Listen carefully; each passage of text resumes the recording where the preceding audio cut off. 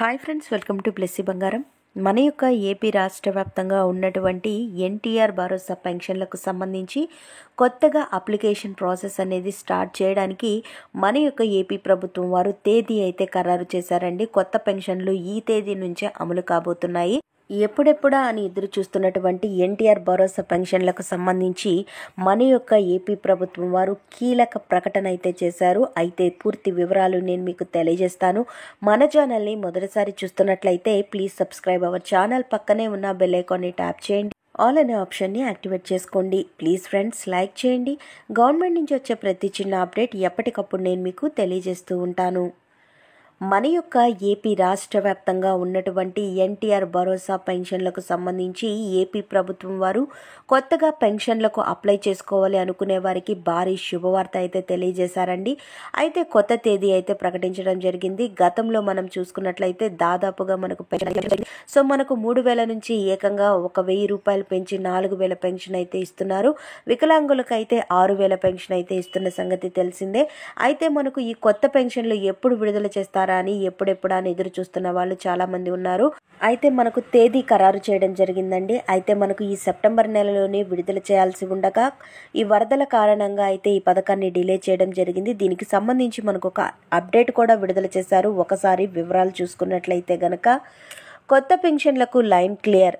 October నుంచి దరఖాస్తుల స్వీకరణ. 2 లక్షల బోగస్ పెన్షన్లు ప్రభుత్వం దృష్టి. రేషన్ కార్డులో మార్పులు చేర్పులకు అవకాశం అంటూ నోటిఫికేషన్ అయితే విడుదల చేశారు. రేషన్ కార్డులకు సంబంధించి పింఛన్లకు సంబంధించి మన యొక్క ప్రభుత్వం వారు అప్డేట్ అయితే విడుదల చేశారు. ఒకసారి వివరాలు చూసుకున్నట్లయితే రాష్ట్రంలో కొత్త పింఛన్ల మంజూరుకు ప్రభుత్వం లైన్ క్లియర్ చేస్తోంది. ఇప్పటి వరకు రాష్ట్రంలో 65.31 లక్షలకు పైగా సామాజిక భద్రతా పింఛన్లు ఉండగా తాజాగా మరికొందరు అర్హులకు పింఛన్లు మంజూరు చేయాలని నిర్ణయం తీసుకుంది. దీంతో పాటు ప్రస్తుతం ఉన్న పింఛన్లలో బోగస్ పింఛన్దారులను గుర్తించి వారిని తొలగించేందుకు కసరత్తులు మొదలుపెట్టింది.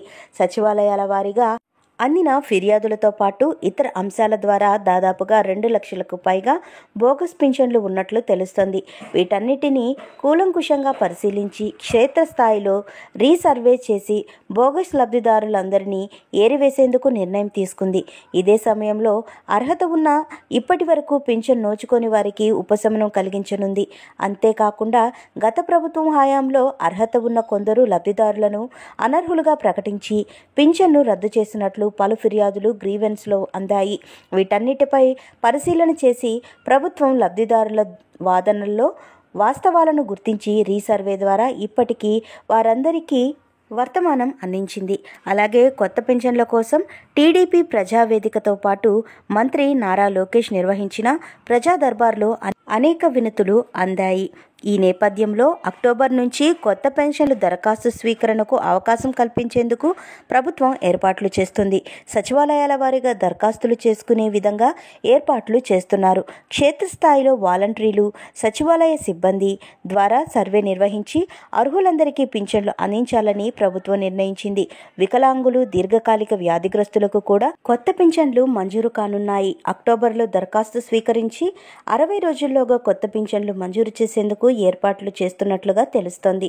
అలాగే 50 సంవత్సరాల వారి పెన్షన్ను కూడా ఈ యొక్క పథకానికి సంబంధించి తీసుకుంటుండడం జరుగుతుందండి. మనకు ఎవరైతే 50 ఇయర్స్ పెన్షన్స్ వాళ్ళు ఉన్నారో వారికి సంబంధించి కూడా మనకు పెన్షన్లు అనేది ఇవ్వబోతున్నారు. అయితే మనకు అధికారికంగా ప్రకటన రాలేదు, కానీ మనకు కొంతమంది అయితే అధికార వర్గాలలో వెల్లడిస్తున్నారు.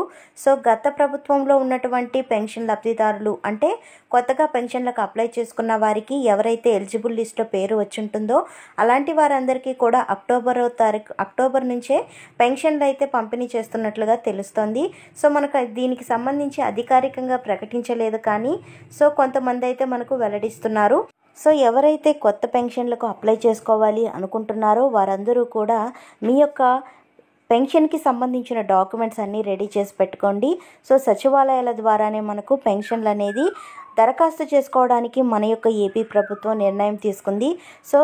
అక్టోబర్ 1-2 తారీఖుల్లో పెన్షన్లు పంపిణీ చేస్తూ ఉంటారు కనుక మనకు 3వ తారీఖు నుంచి ఈ దరఖాస్తు చేసుకోవడానికి అవకాశం కల్పించే విధంగా చర్యలు తీసుకుంటున్నట్లుగా తెలుస్తోంది. ఫ్రెండ్స్ చూసారు కదా, ఇదండి మనకు వచ్చినటువంటి లేటెస్ట్ అప్డేట్. మరిన్ని వివరాల కోసం, మరిన్ని అప్డేట్స్ కోసం మన బ్లెస్సీ బంగారం ఛానల్ని సబ్స్క్రైబ్ చేసుకోండి. Thank you for watching friends. Thank you.